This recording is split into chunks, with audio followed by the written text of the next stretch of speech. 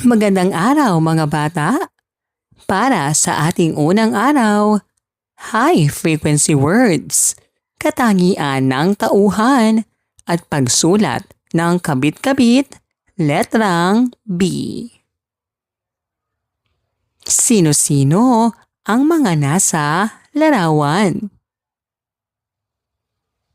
Ano ang kanilang ginagawa?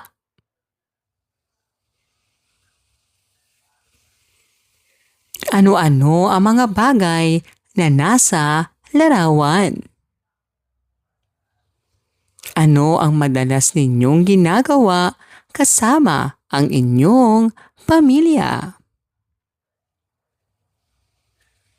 Mga bata, bawat pamilya ay may kanya-kanyang paraan ng pagpapakita ng pagmamahal. May mga pamilyang sama-samang nagsisimba, kumakain at nagtutulungan sa bahay. Ngayon ay babasahin natin ang isang kwento tungkol sa isang masayang pamilya. Habang nakikinig, alamin natin kung ano-ano ang kanilang ginagawa at kung bakit sila masaya.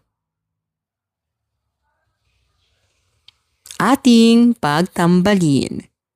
Pagtambalin ang mga salita at mga larawan. Babae. Bahay. Barong. Bola.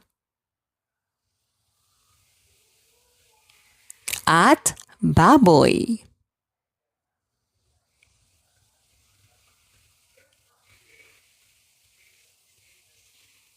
Ang bunso kong kapatid ay babae. Kami ay masaya sa aming bahay. Nagsuot ako ng barong sa paaralan. Binili ako ng bola ni tatay. May alaga kaming baboy sa bakuran. Basahin natin. Ang aming pamilya. Ang aming pamilya ay masaya. Sama-sama kaming pumupunta sa simbahan tuwing linggo. Suot ni tatay ang kanyang bagong barong. Kipit ni nanay ang kanyang bag na berde sa kanyang braso. Suot naman ni ate ang kanyang pulang blusa. Dala-dala naman ni kuya ang mga bulaklak na ilalagay sa altar.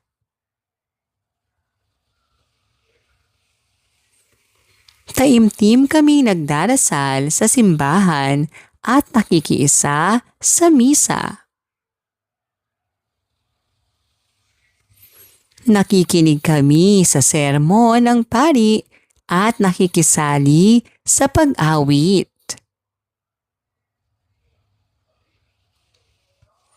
Pagkatapos ng misa, bumili si nanay ng 5 empanada at 3 ensaymada. Doon sa simbahan ay nakita ko rin sina lolo at lola. Iniabot sa akin ni lola ang isang manika.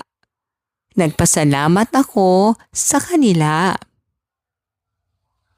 Pagdating namin sa bahay, nagluto si nanay ng masarap na sinigang na bangus. Mayroon itong pulang kamatis, berdeng dahon ng kangkong at puting-puting labanos.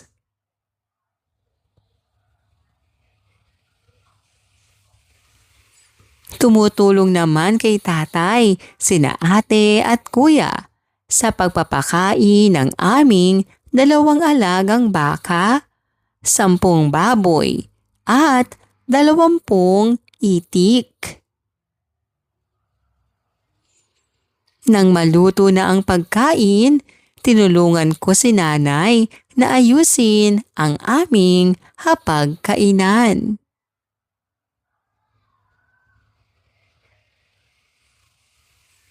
Pinangunahan ko ang pagdarasal bago kami kumain. Nagpasalamat kami sa lahat ng biyaya at pagmamahal ng Diyos sa araw-araw.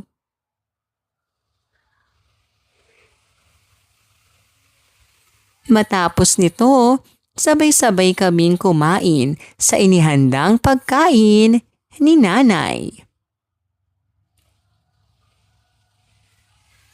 Naging panghimagas din namin ang mga buko at matatamis na bayabas. Sa huli, palaging pinapaalala ni tatay at nanay ang kahalagahan ng pagpapasalamat sa Diyos.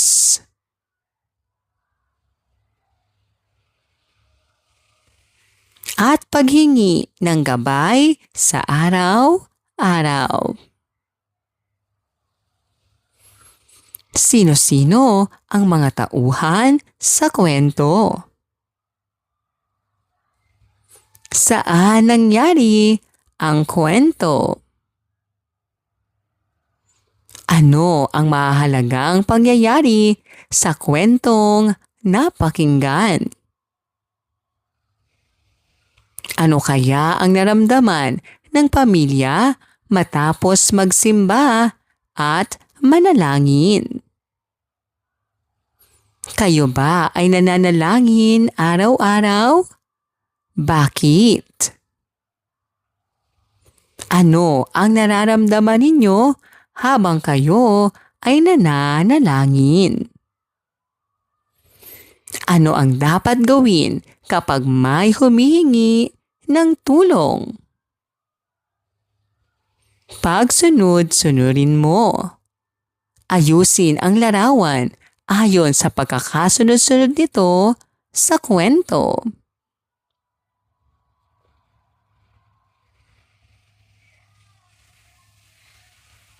Una, pangalawa, pangatlo, pang-4, at pang-5. Ang mga salitang naglalarawan ay nagsasabi ng katangian ng tao, bagay, hayop o lugar. Gawin natin sa lungguhitan ang katangian ng tauhan at tagpuan.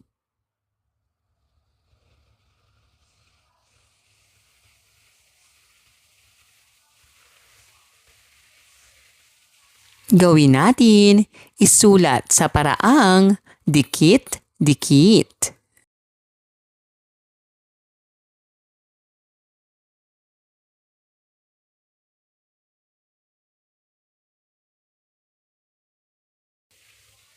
Ikalawang araw, mga salitang naglalarawan, pagsulat ng kabit-kabit na letrang E. Tukuyin mo.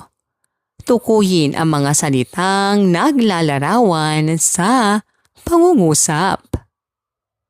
Masarap ang ensaymadang niluto ng aking ina. Ang salitang naglalarawan ay masarap. Matapos magsimba, kami ay nagtungo sa napakagandang Manila Zoo. Ang salitang naglalarawan ay napakagandang. Suot ni ate ang kanyang blusa samantalang berdeng damit naman kay kuya. Ang salitang naglalarawan ay berdeng. Suot ni tatay ang kanyang bagong barong na damit. Ang salitang naglalarawan ay bagong. Dala-dala naman ni kuya ang mababangong bulaklak. Ang salitang naglalarawan ay mababangong. Basahin natin. Empanada, LSC, ensaymada, eroplano, elepante. Ano-ano ang pagkakapareho ng mga salitang nabasa ninyo? Ano ang tunog ng letrang E? Ating pagtambalin. Pagtambalin ang mga larawan sa mga salitang naglalarawan. Mabango. Maliit. Maganda. Berde. Mabilis.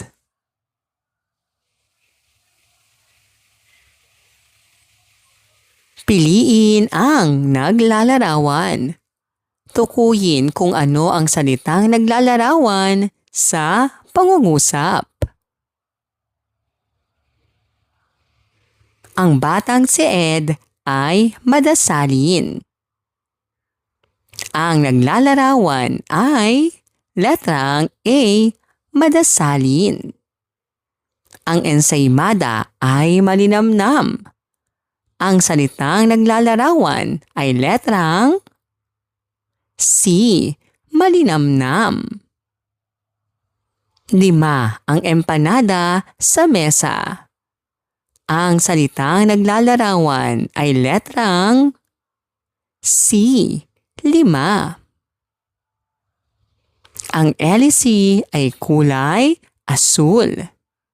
Ang salitang naglalarawan ay letrang C, asul.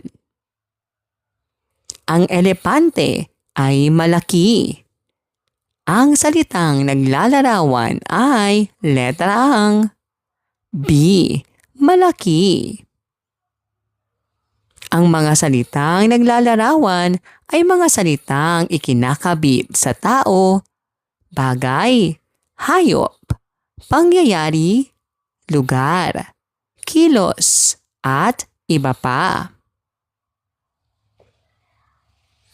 Ito ay dagdag na impormasyon upang mailarawan o matukoy ang isang bagay. Gawin natin. Bilugan ang mga salitang naglalarawan sa pangungusap at di pangungusap.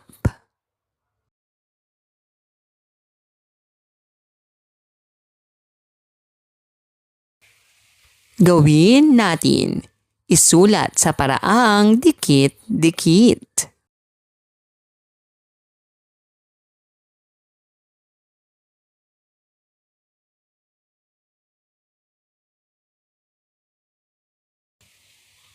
Ikatlong araw.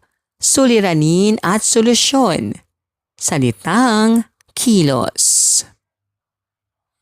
Ano ang nasa larawan? Sino sa inyo ang nakapunta na sa kabukiran?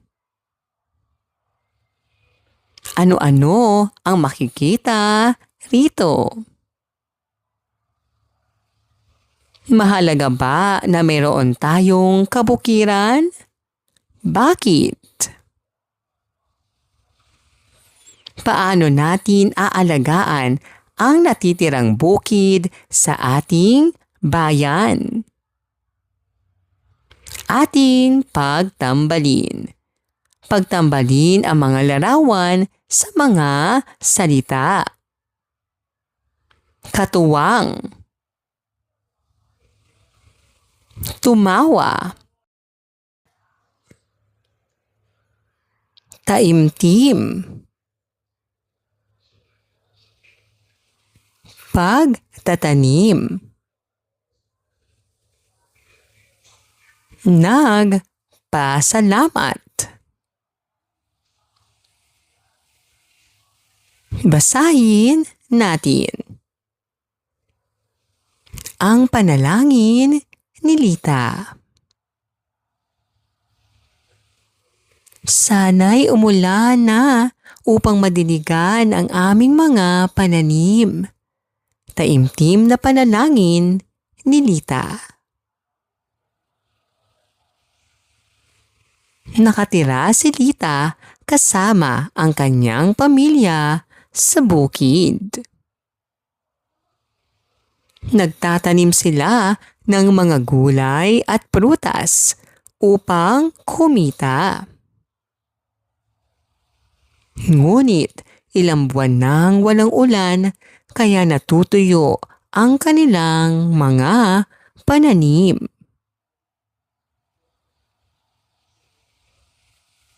At nahihirapan ang kanilang mga alagang hayop.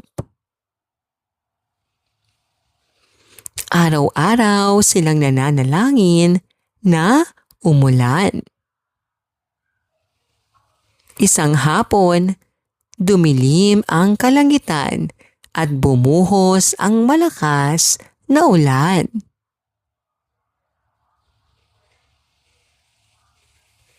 Tuwang-tuwa ang pamilya ni Lita dahil muling sumigla ang kanilang mga halaman at hayop.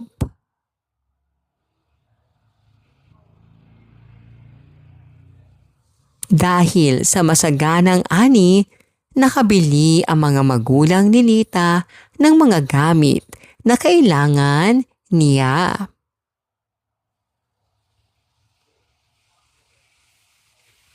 Natutuhan ni Lita na mahalaga ang panalangin at ang palaging pagpapasalamat sa Diyos.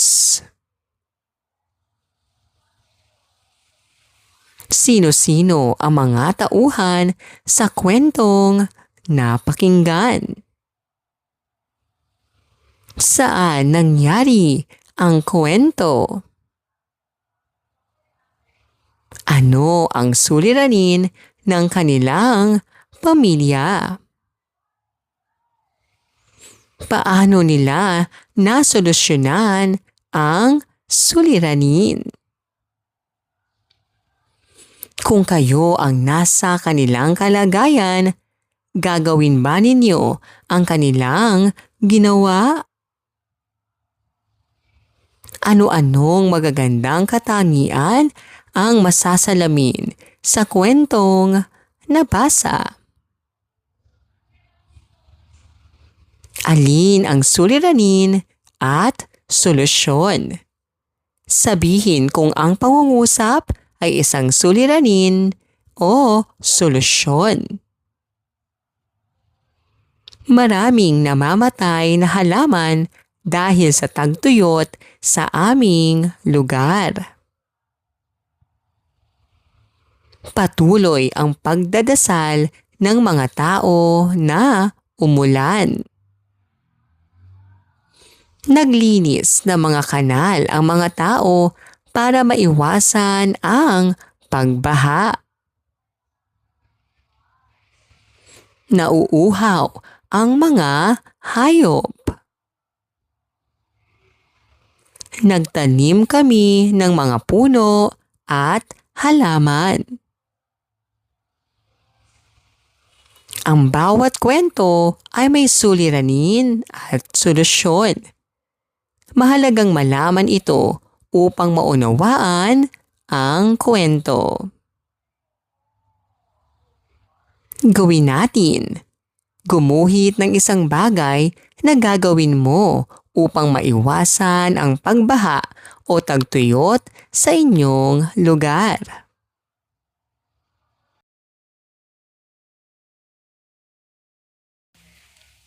Gawin natin, isulat sa paraang dikit-dikit.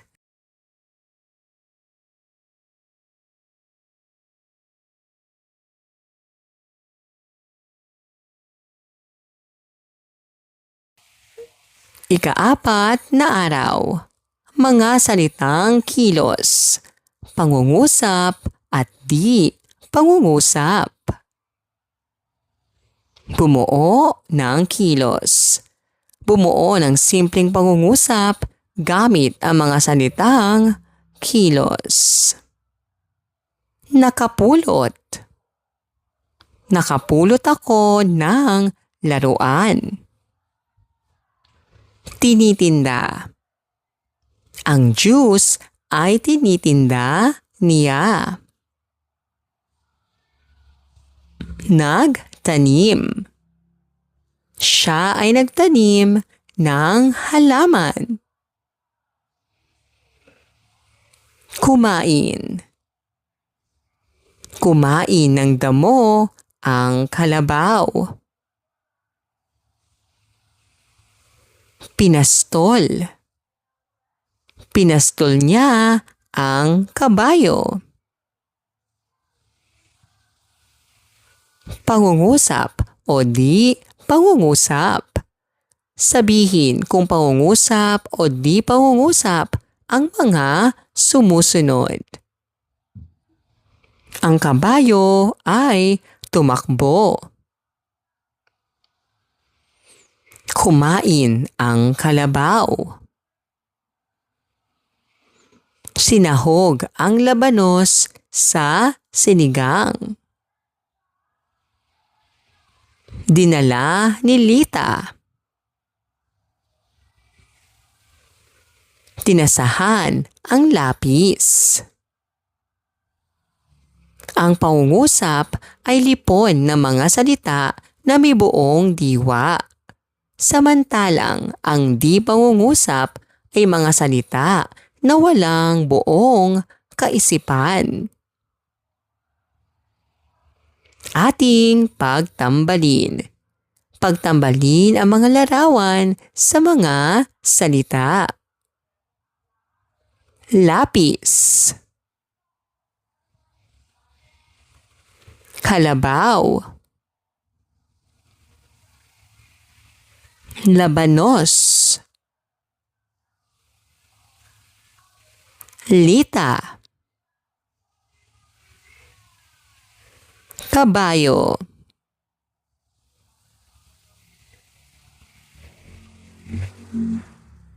Tukuyin mo.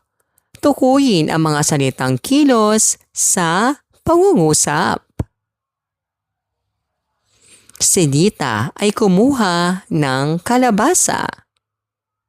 Ang salitang kilos ay kumuha. Ang labanos at kasoy ay dala ng kanyang lola. Ang salitang kilos ay dala. Pinastol ni Pedro ang kalabaw. Ang salitang kilos ay pinastol. Si Lita ay binigyan ng lapis ng kanyang nanay. Ang salitang kilos ay binigyan. Tumalon ng mataas ang kabayo. Ang salitang kilos ay tumalon. Ang salitang kilos ay salitang nagsasaad o nagpapakita ng kilos o galaw na ginagamit sa pagsasalita sa mga kilalang tao, lugar o pangyayari. Gawin natin. Tukuyin ko ang mga salita o lipon ng mga salita ay pangungusap o di pangungusap.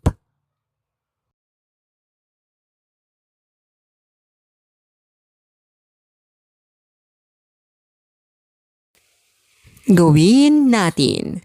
Salungguhitan ang mga salitang kilos sa bawat pangungusap.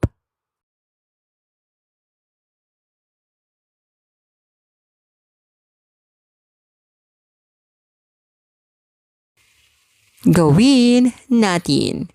Isulat sa paraang dikit-dikit.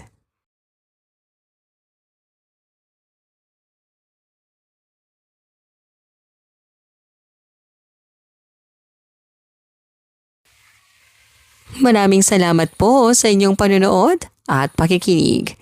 Hanggang sa muling pag-aaral ng asignaturang Filipino. Paalam!